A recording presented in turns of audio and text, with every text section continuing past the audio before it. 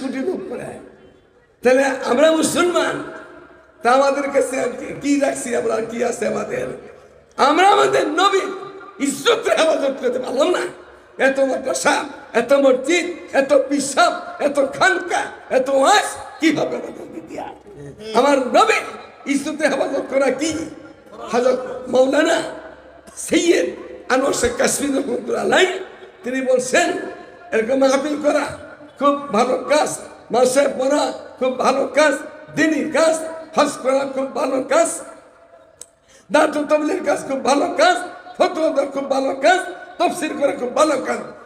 উনি বলেন সবচেয়ে উত্তম কাজ আব্দুল কাজ হইল আল্লাহ রাসূলের জাতের হেফাজত করা। এগুলি হইল আল্লাহ রাসূলের সিফাত আওসাফ, এগুলি করতেছে না। তাসবিহ এত পড়ো, এত নফল নামাজ পড়ো, পাঁচ ওয়াক্ত জামাত নামাজ পড়ো, এগুলি আল্লাহর হুকুম পালন করতেছে।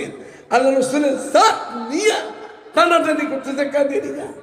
আমরা ঘরে বসে রয়েছি, পিসাব তসবিহে বসে আছে, বক্তা আরেকবার দাওয়াত দেবে না, বিদে কিছু কয় না, মুহাদ্দিস সাহেব বসে রয়েছে, মুফতি সাহেব ফতোয়া দেয় না।